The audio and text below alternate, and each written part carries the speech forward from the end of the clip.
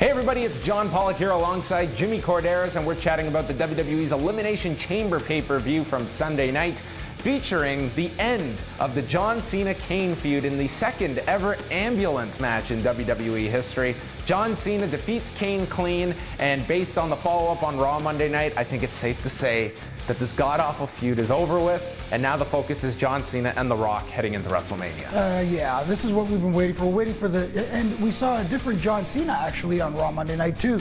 He kind of went back a little bit to the Dr. Thugonomics thing, not really rhyming, but at least he was a little edgier.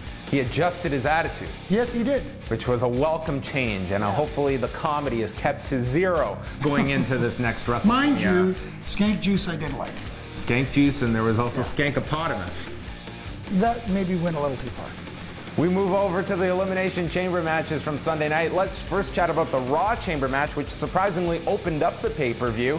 And kind of a by-the-numbers chamber match. CM Punk retains the title with the one caveat here that Chris Jericho was not eliminated in the chamber match. He was knocked to the floor by a CM Punk head kick, and then Jericho was taken to the back, so that obviously progresses their feud, and they will face at WrestleMania. Yeah, but I kind of like your idea. I like the idea of having Chris Jericho as the champion going into WrestleMania with CM Punk as the challenger chasing it. They decided not to go in that direction.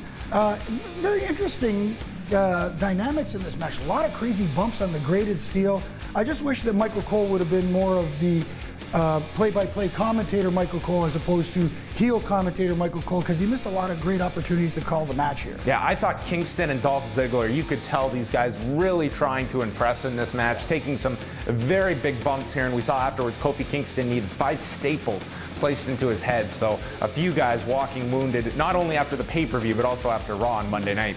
Over on the SmackDown side, a finish that you probably would never have imagined at the beginning of the year here, that we would end the Elimination Chamber here. It came down to Daniel Bryan and Santino Marella, and this was by far the hottest that Milwaukee crowd was the entire night. They were completely into the Cinderella story of Santino Marella, and I thought this was great because it was the right finish. I think anything, putting a title on Santino would have been insane, but the way they did this, everyone was into Santino. Daniel Bryan gets the win, and he keeps the world title. Right, and I'm glad that Daniel Bryan's going to be the World Heavyweight Champion going into WrestleMania.